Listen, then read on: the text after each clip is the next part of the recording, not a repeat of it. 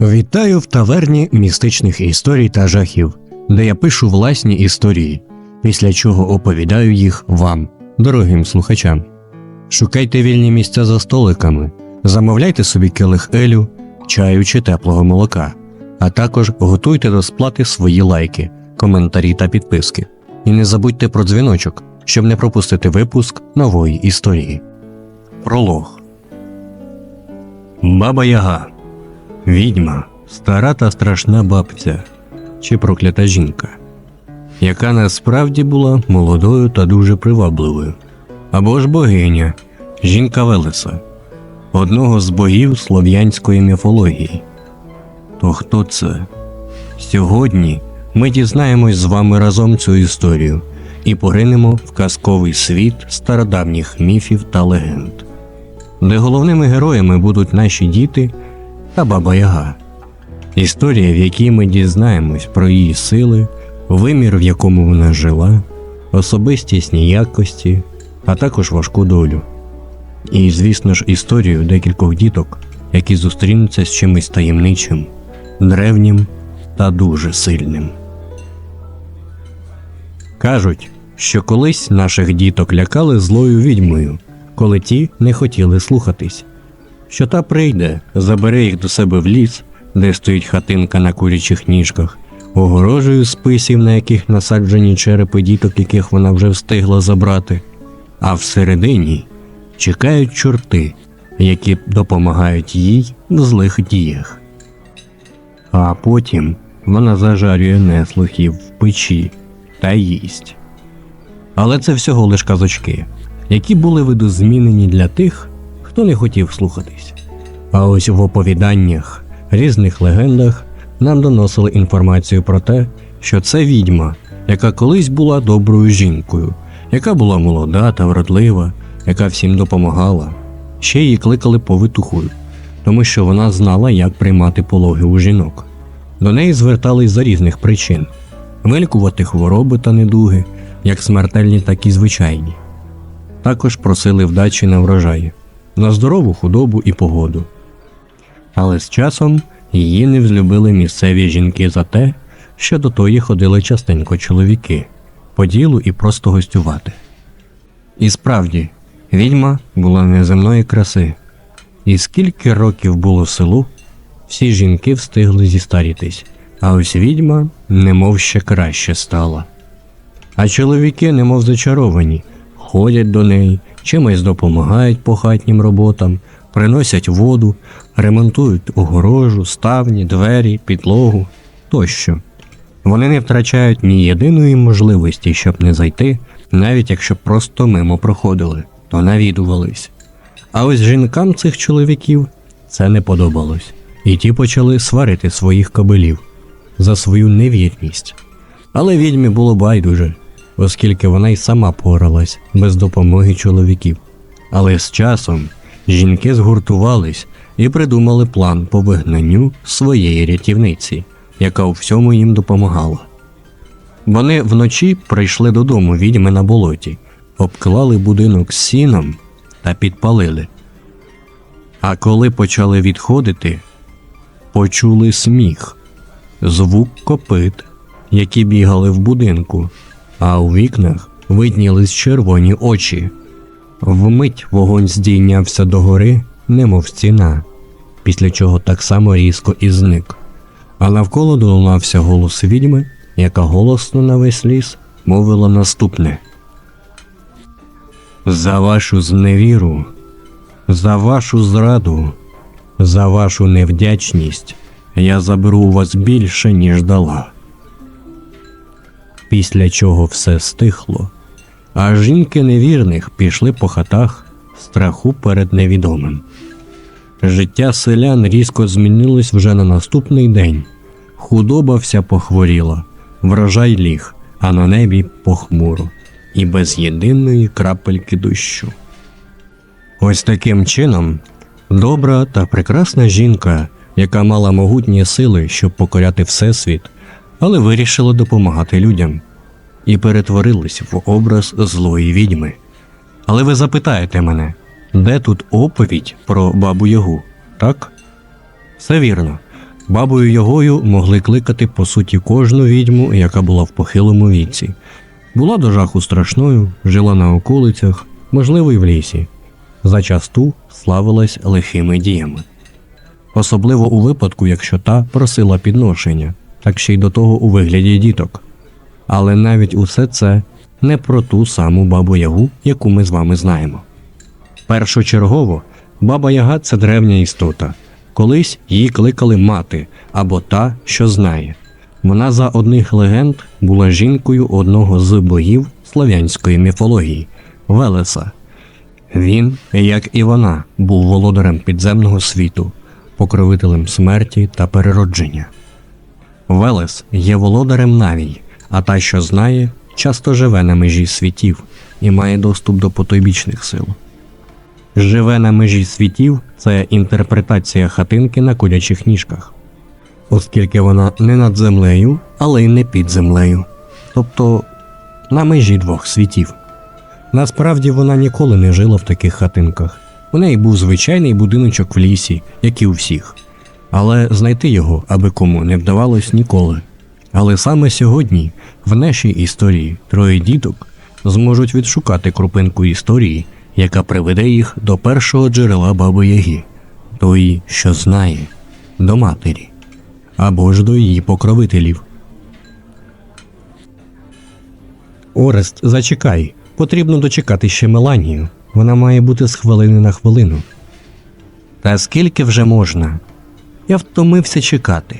Ми домовились на 10-ту годину. Якраз коли старий Савелій піде в гості до мене додому.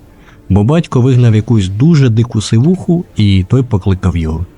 Поки вони будуть тестувати, ми повинні проникнути в його бібліотеку і знайти ту книгу.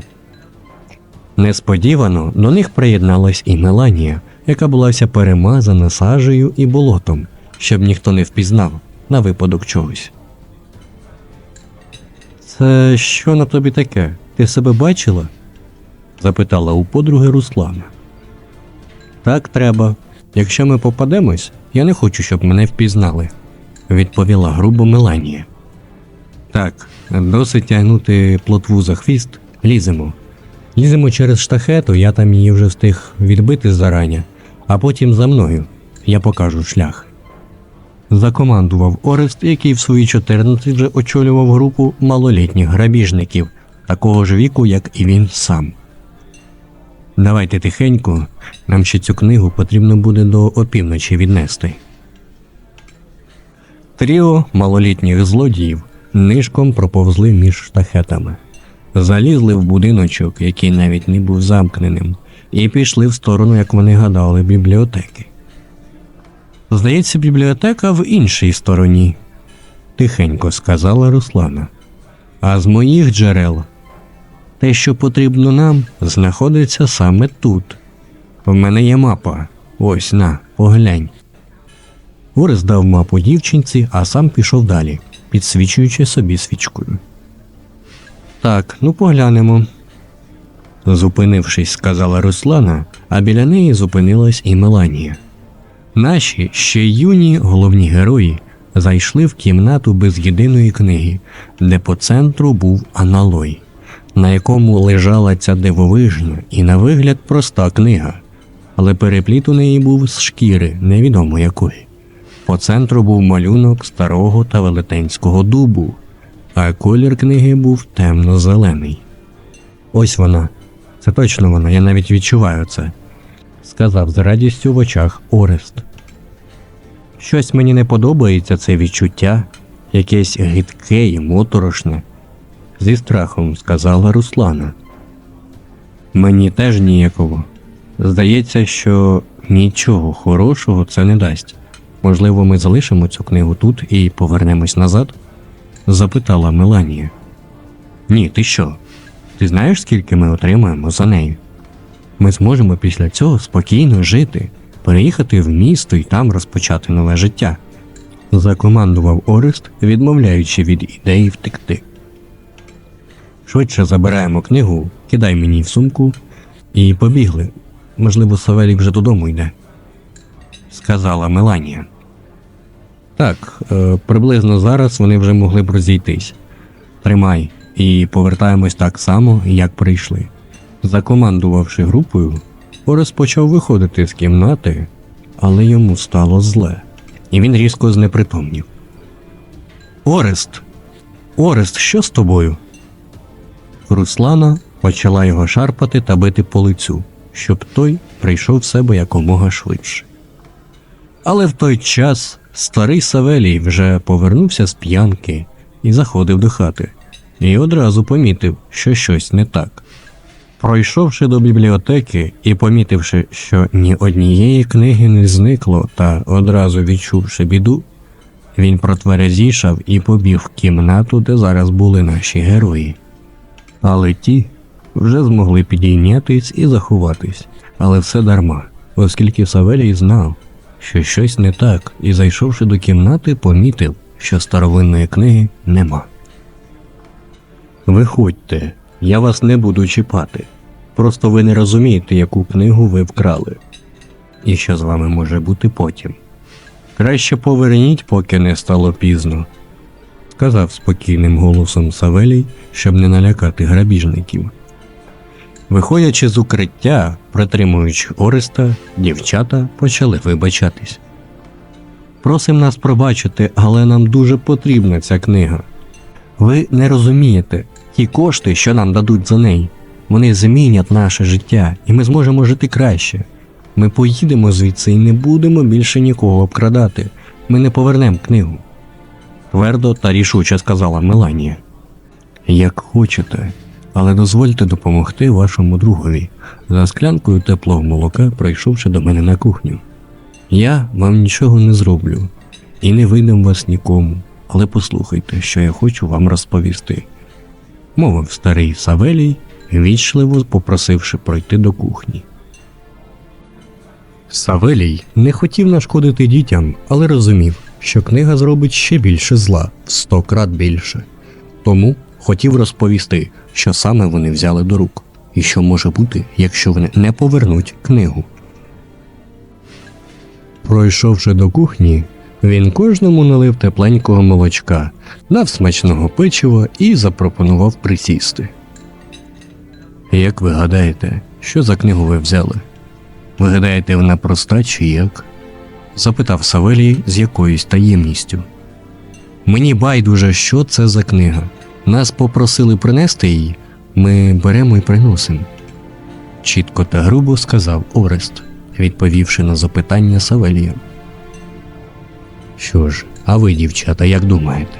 Ви ж відчули щось, коли увійшли до кімнати, вірно? Я знаю, що так можете не відповідати, тому що це дуже стара, дуже древня книга, і вона дуже страшна. Особливо в руках тих, хто знає, що можна завдяки цій книзі зробити. В руках поганих людей вона дуже могутня зброя. Це може бути смерть всьому живому». «Як це? Така могутня книга знаходилась у вас в будинку, в такому звичайному місці? Ніякої охорони, ніяких замків. Вона просто лежала собі. Хто хоче, забере її. Це несерйозно. Або ви нас обдурюєте. І це ніяка не могутня книга. Просто вам шкода, що ми зможемо зробити на якійсь старій книзі, а ви ні». Також грубо відповіла і Руслана. «Ця книга не є простою. Дуже непростою. Давайте я вам краще розповім, що саме написано в цій книзі, оскільки відкривати книгу є небезпечним для нас усіх, та й прочитати ті тексти не кожному по силам. Це книга про ту, що знає. Мати усього живого та мертвого. Вона є ангелом смерті. Ви колись чули про бабу Ягу? Та, що живе в лісі, в будиночку на курячих ніжках і їсть неслухняних діток? Знаєм, нам дід Степан розповідав, що бачив якось в лісі, як будинок цей на курячих лапках йшов кудись, а він присів за кущі і дивився за ним. А як вийшов з лісу, побіг додому та напився. А потім нам розповів, коли ми його на вулиці зустріли п'яного. Він на землі валявся. Але це ж старий дід вже. Він п'янчуга гірше за вас з моїм батьком. відповів дуже гостро Орест. «Ха-ха, а ти смішний хлопчина, але за язиком варто слідкувати. Так ось про ту, що знає, вона ж мати. Господиня лісу, дуже висока жінка із землисто-зеленою шкірою, чорними провалами на місці очей та чорним густим волоссям. Вона має принаймні 5 рук, мабуть 6, 3 з яких знаходяться з лівого боку її тіла. А також вона носить на своїх плечах безліч черепів різних істот, що змушує її довготелесу фігуру виглядати згорбленою. У спробах наповнити своє нескінченне багатовікове життя якимось змістом, та, що знає, нагромадила всеосяжні знання про світ, які проте не просто не дали їй сенс у її життя, але зародили в пораненій душі тугу і розпач. Незбагненне відчуття самотності цієї єдиної у своєму роді істоти не змогли подолати ні жителі тисячі світів, ні навіть віддані матері і, ймовірно, люблячі її спочатку дочки. Не змогли дарувати їй щастя та спокій ні магічна могутність, ні влада над смертними, ні їхнє покоління. Запекла і збожеволіла господиня лісу перейшла від творіння до смерті і звірства, не знаходячи, однак, ні покою, ні хоча б задоволення в хаосі, що твориться з її волі, лише екстенсивно збільшуючи вир насильства і вбивств.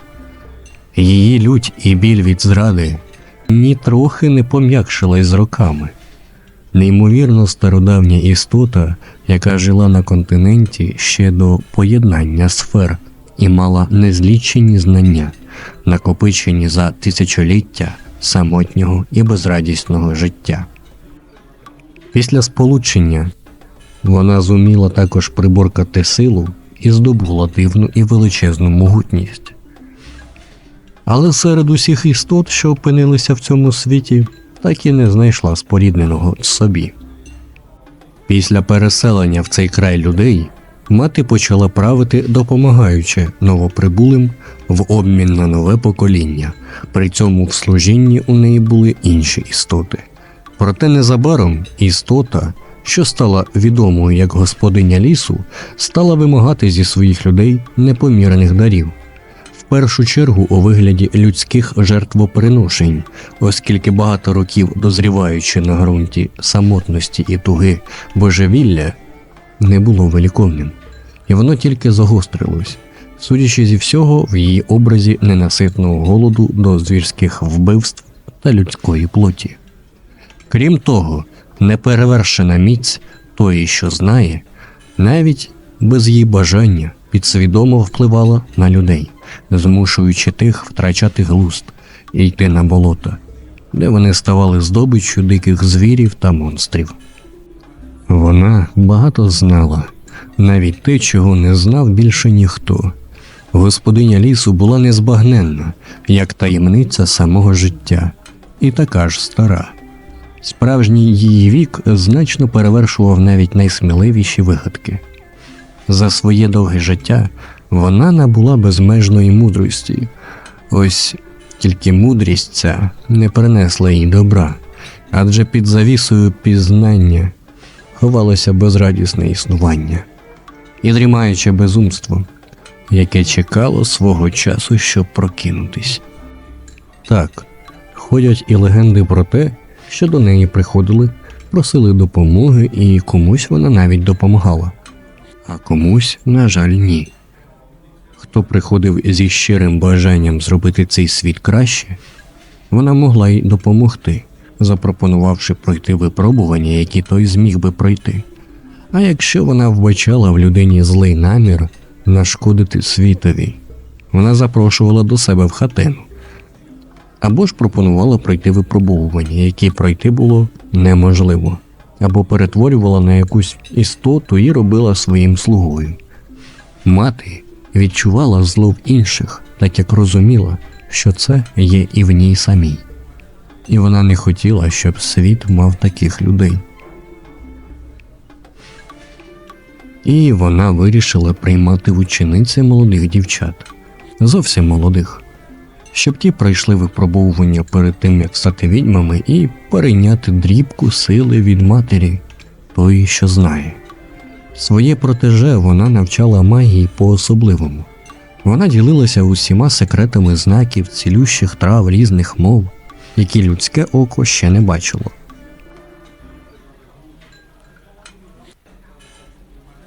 Вона не лише передавала їм знання про магію, а й виховувала в них мудрість та відповідальність за таку могутню силу, яка є безграничною. Вона навчала їх, що магія – це не лише сила та могутність, але й обов'язок, що кожна відьма повинна використовувати свою силу для добра, для захисту слабких та збереження гармонії світу. Мати мала своє власне таємне бажання, щоб учениці змогли увібрати в себе всю її силу, щоб вони змогли у випадку чого стримати ту, що знає. Вона хотіла таким чином вберегти весь світ від небезпеки, а тобто від себе самої. Часи йшли, минали роки, десятиліття та століття.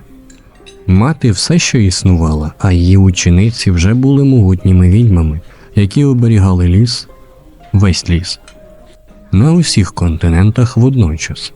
І якщо хтось хотів прийти до лісу та нашкодити йому, або ж навпаки попросити допомоги, вони з'являлись в тій чи іншій частині світу, в лісі, і приймали гостей.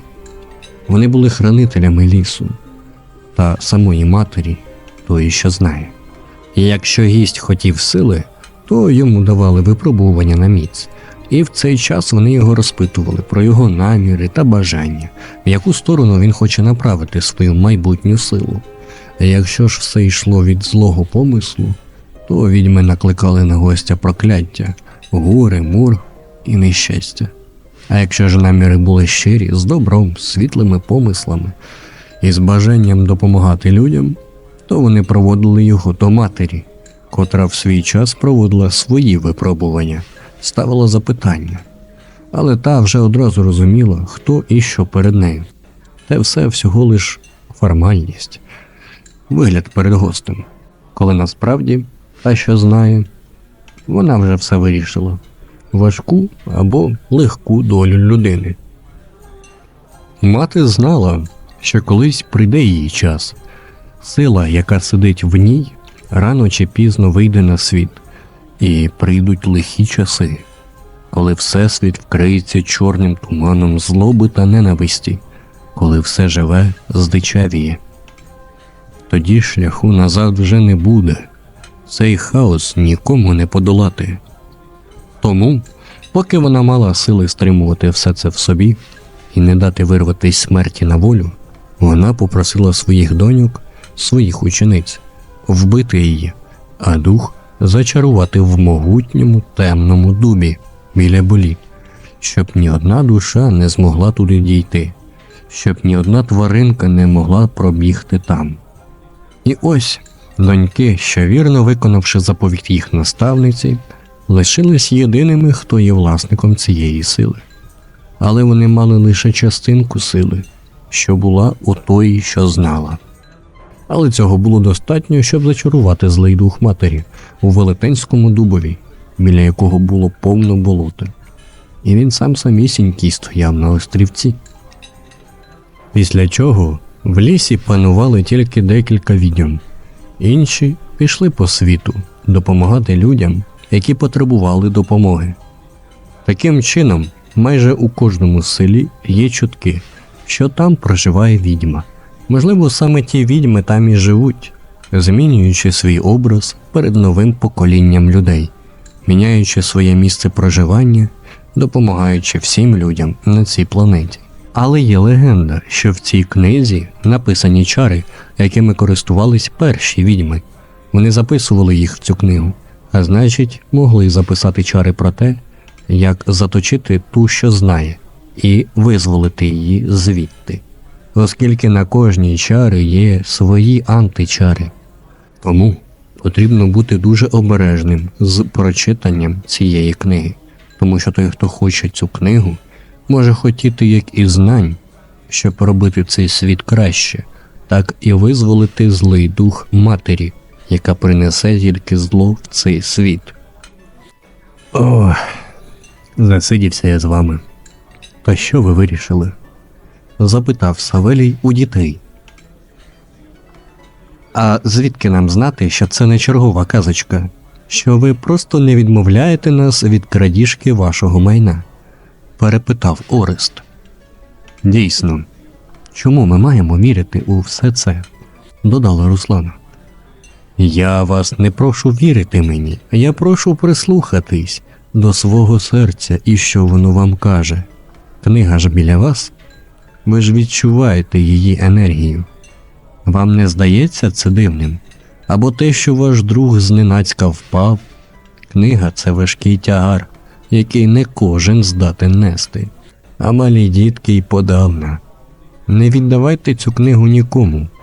Залиште її мені.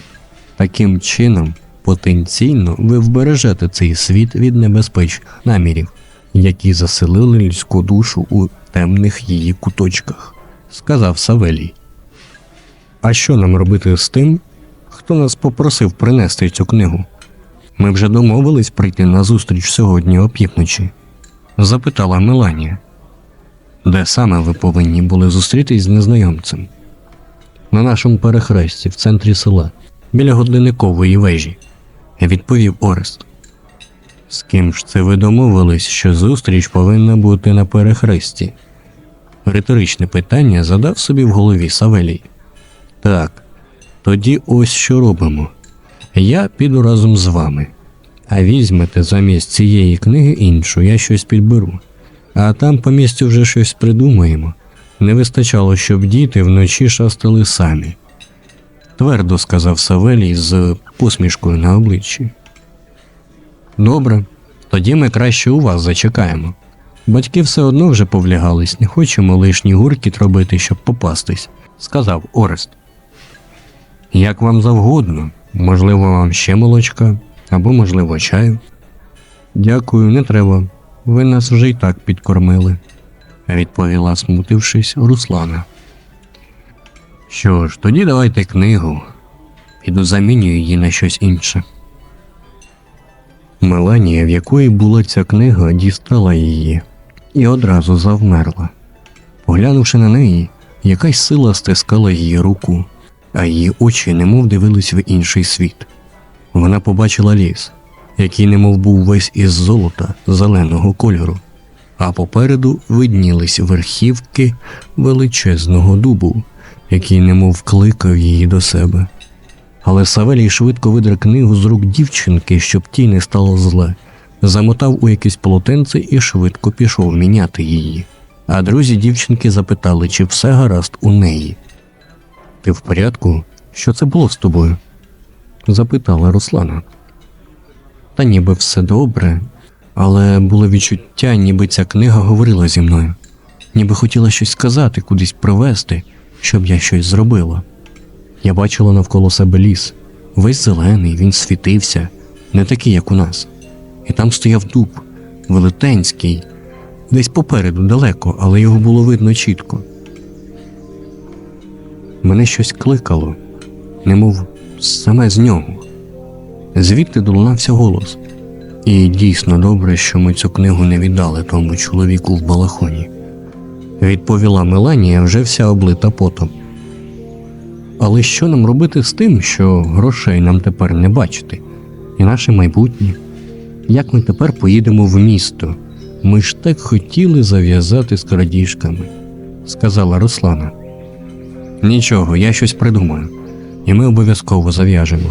Можливо, якщо ці легенди настільки правдиві, як сказав старий Савелій, тоді, можливо, нам варто спробувати сходити до лісу, спробувати знайти ті стежки, які ведуть до відьом, або просто прийти з намірами знайти відьом, і вони перед нами з'являться. Тим паче дівчат вони люблять. Можливо, у вас з'явиться бажання піти до них в учениці? Якось єхидно сказав Орест та з посмішкою на обличчі. Не знаю, взагалі звучить цікаво, але це якось страшно. І потім це все життя віддати навчанню і життю в лісі. Ні, я б не хотіла таке. Хоча з іншої сторони нам більше і не світить, а ставши відьмою, я зможу на кінець стати багатою і зможу вибратися в місто, сказала Руслана. Але намір бути багатою, він не є щирим чи світлим. Не думаю, що тебе приймуть у відьми. Я, наприклад, хотіла б жити спокійне життя, мати сім'ю, дітей, допомагати людям, лікувати тварин. З нас трьох тільки ви хочете в місто, а мені в цілому і тут подобається. Звісно ж, в місті більше можливостей,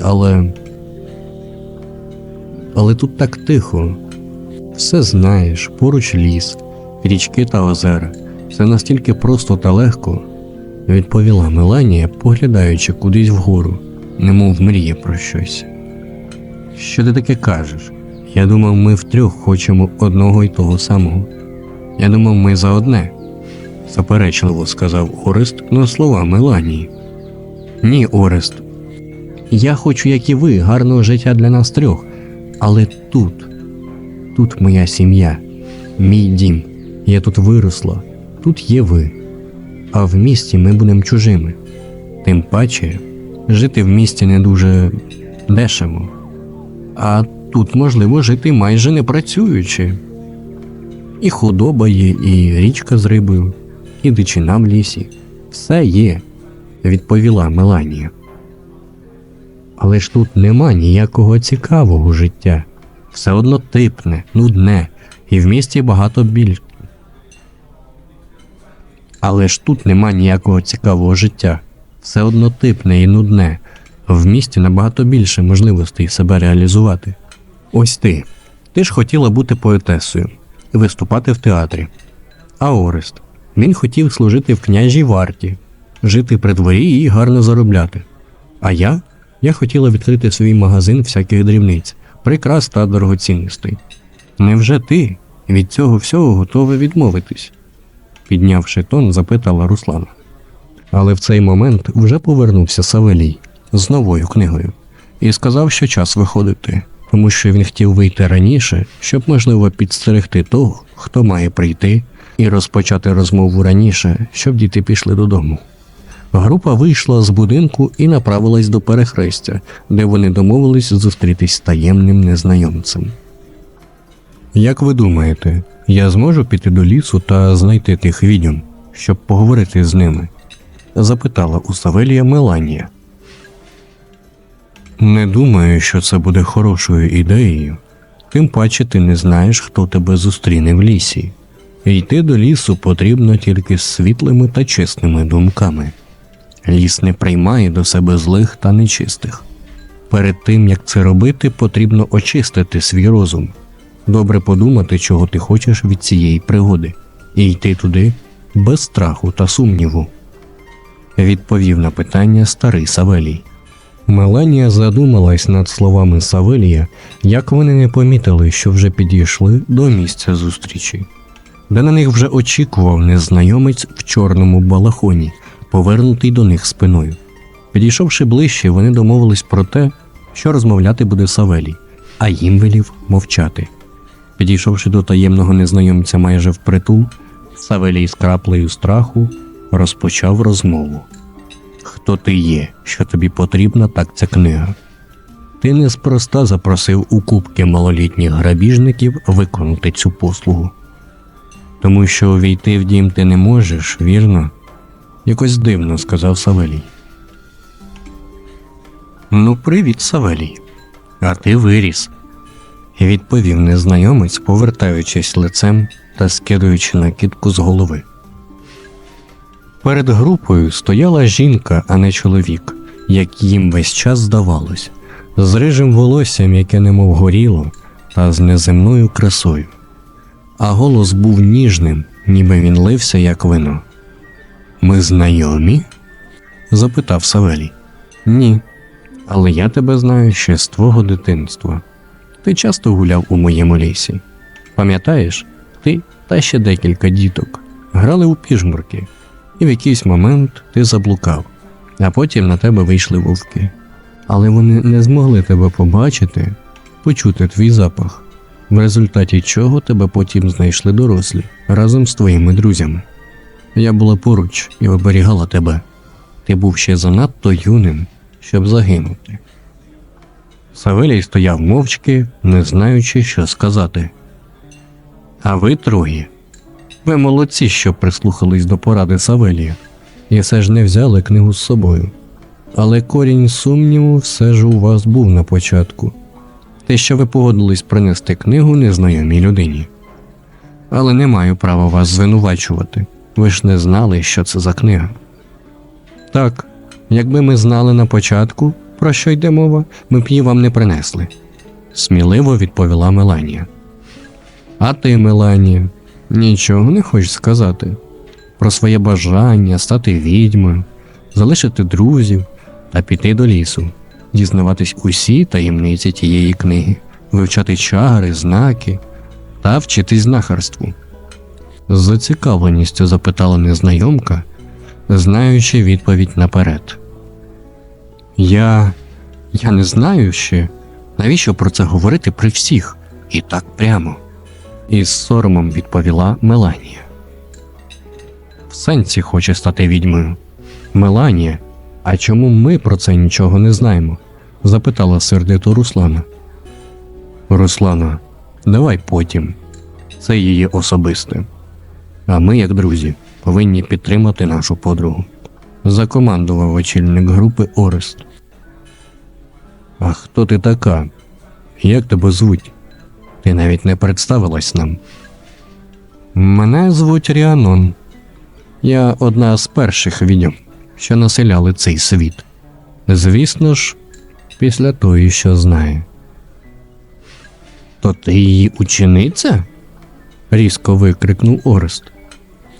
Можна й так сказати, відповіла Ріанон. Орест, не можна так прямо і грубо, можливо б якось ввічливіше. Посварилась на Ореста Меланія за його нетактовність. Все добре, Меланія. Йому ж просто цікаво. Заспокоїла Ріанон Меланію. Так, а що це все значить? Я зрозумів, що ти не несеш в собі злого помислу для діток і не нашкодиш їм. Але що тепер? З зацікавленістю питає Савелій, тому що, на відміну від дітей, йому не зрозуміло, що буде далі.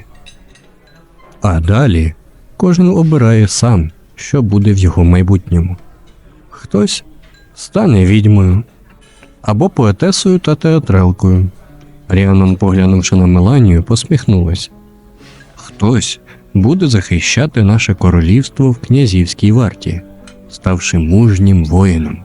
Тепер Ріанон з посмішкою дивилась на Ореста. А хтось буде продавати найкращі та найгарніші прикраси на всьому континенті.